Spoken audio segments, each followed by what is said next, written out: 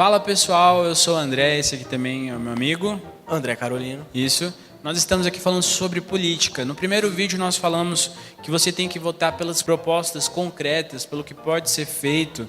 Nós também falamos que as mudanças elas demoram muito tempo para acontecer, para que a gente possa ver mudanças efetivas na nossa sociedade e que a gente às vezes precisa perder para ganhar, que nós precisamos ter o entendimento que mudanças elas não ocorrem sem que haja uma mudança na nossa própria vida. E nesse episódio nós vamos falar que não devemos votar por promessas apenas, que nós devemos pensar na hora de votar no coletivo, na sociedade como um todo, e que nós temos que entender que o voto ele não é um mero movimento de estratégia, né? Eu vou votar no fulano porque eu sei ele que pode ganhar. porque ele pode ganhar, mas é votar realmente em quem você acredita que pode fazer Diferença. Justo. Então vamos lá, galera. Primeiro ponto de hoje é esse: não vote por promessas. Nessa época de eleições, aparece um monte de candidato na porta da casa das pessoas e ele fala assim: olha, se você votar em mim, eu vou te dar um espaço lá no meu governo para você trabalhar, ou se você votar em mim, o seu salário vai ser aumentado, ou eu vou lá na sua escola, vou colocar na sua região, vou colocar uma escola lá, vou colocar um posto de saúde lá. Então, pessoas que só votam pelo que elas podem ganhar. E isso não é o jeito certo de você votar. Muito mais se você for um cristão, né? Muito mais se você for um cristão. Isso é egoísmo puro. Tem gente que vota, por exemplo, se você colocar um espaço para eu construir uma igreja, aí eu voto em você e tal. Aí faz aquelas coligações assim meio esquisitas, né? Tenha cuidado com isso. Não vote por promessas. Isso.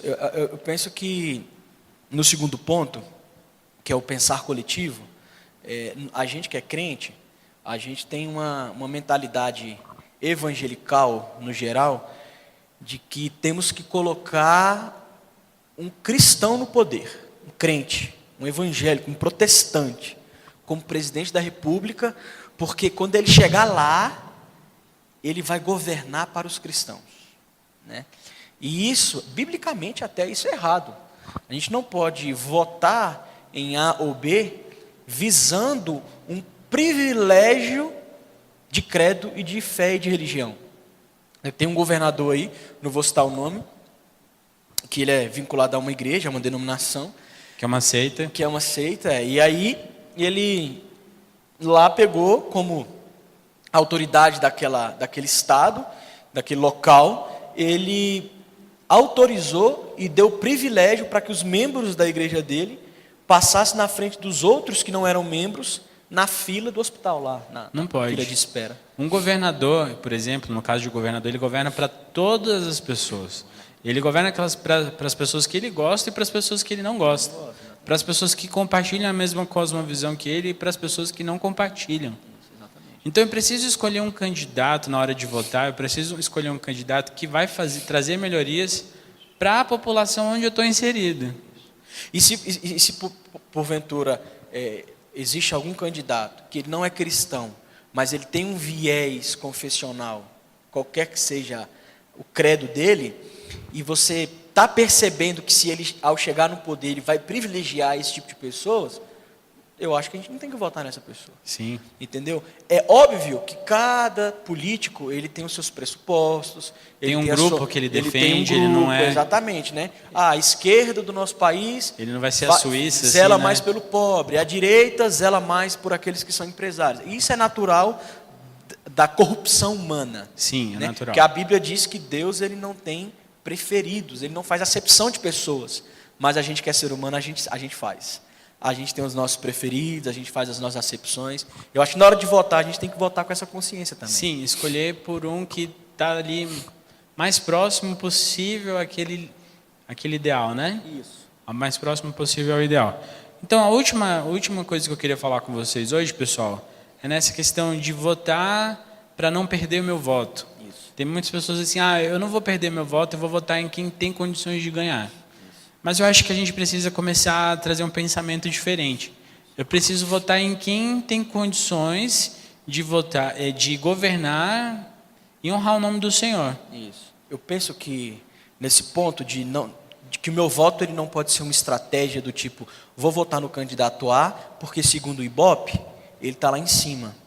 E aí você é levado por um meio de comunicação A votar naquele cara. A votar em um cara que tem... Eu acho que é isso que você que está vendo, assistindo a gente, você tem que entender. Tudo tem um interesse por trás. Tudo tem é interesse. Manipulado. Né? Vamos pegar o exemplo lá das eleições dos Estados Unidos. Era Hillary e Trump. Estou citando nomes porque eles não são da nossa realidade. São de outro país. A mídia interessada e manipuladora dava um resultado.